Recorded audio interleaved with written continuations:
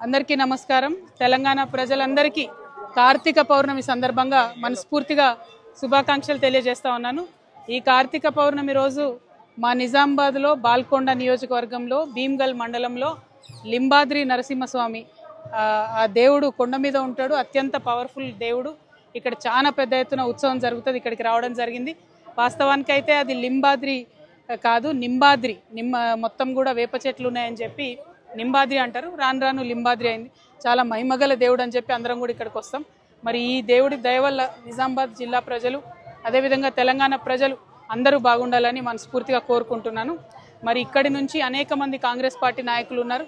ఈ మండలానికి సంబంధించి అన్న మహేష్ కుమార్ గౌడన్న గారు ఉన్నారు. అట్లనే ఒక ముగ్గురు రాష్ట్ర స్థాయిలో కార్పొరేషన్ చైర్మన్లు ఇక్కడ నియోజకవర్గం నుంచి ఉన్నారు. మరి మొత్తం ఇక్కడ ఎమ్మెల్యే ఎవరన్నది పక్కకు పెడితే రూలింగ్ పార్టీది అంతా నడుస్తూ ఉంది. అయినప్పటికీ రైతులు కష్టాల్లో ఉంటే కనీసం పట్టించుకోని పరిస్థితి ఉంది. మక్కలు 80% దళారులు కొన్న తర్వాత ఇప్పుడు మెల్లగా కాంటాలు తెరిచేటటువంటి పనిలో ప్రభుత్వం ఉన్నది. ఇది చాలా దారుణం, అన్యాయం. అదేవిధంగా మొత్తం తడిసిపోయినటువంటి వరి కూడా ఇంకా కూడా కొంటమని మాటిస్తలేరు.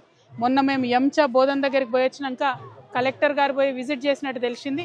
మరి కలెక్టర్ గారు అన్ని చోట్లకు విజిట్ చేయాలి, ఖచ్చితంగా తడిసిన ధాన్యం కొనాలని చెప్పి నేను డిమాండ్ చేస్తూ ఉన్నాను. దాంతోపాటు మరి అనేకమైనటువంటి ఇక్కడ ఏవైతే చెక్ డ్యామ్స్ ఇదివరకు కట్టినామో కొంత అక్కడక్కడ డిస్టర్బెన్స్ అయ్యి చెక్ డ్యామ్లు కూలిపోయి చాలా పంట పొలాలు మునిగినాయి బాల్కొండ నియోజకవర్గంలో అని చెప్తున్నారు. దానికి సంబంధించి పంట నష్టం ఇస్తామని ఇంతవరకు కూడా ప్రభుత్వం ముందుకు వస్తలేదు.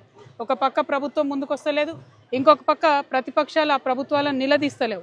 సో నేను ఇక్కడ ఉండే స్థానిక ఎమ్మెల్యే గారిని కూడా డిమాండ్ చేస్తున్నా, మీరు ముంపుకు గురైనటువంటి ఆ గ్రామాలకు వెళ్ళాలి, ప్రభుత్వాన్ని నిలదీయాలి, అక్కడ ఉండేటటువంటి పంటలకు నష్టపరిహారం వచ్చే విధంగా ప్రయత్నం చేయాలి.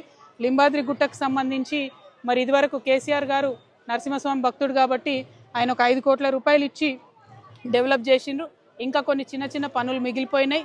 ఉదాహరణకు మా ఆడబిడ్డలకు పైన చేంజింగ్ రూమ్స్ కానీ బాత్రూమ్స్ కానీ ఇటువంటి వసతులు లేవు, వాటిని చేయాలి. పైగా ఎవరైతే వంశపారంపర్యంగా ఇక్కడ అర్చక స్వాములు ఉన్నారో వాళ్ళందరికీ అడ్మినిస్ట్రేటివ్ ఆఫీసు కింద ఉంది, అది కూడా పూర్తి కాలేదు. ఇంకొక 20-25 లక్షల రూపాయలు అయితే పూర్తవుతుంది. సో మహేష్ కుమార్ గౌడన్న గారు మరి దీని మీద, ఈ ఆలయం మీద, మన మండలం మీద ప్రత్యేక దృష్టి పెట్టి అన్ని వసతులు కల్పించాలని చెప్పి డిమాండ్ చేస్తూ ఉన్నాము. Thank you. జై తెలంగాణ.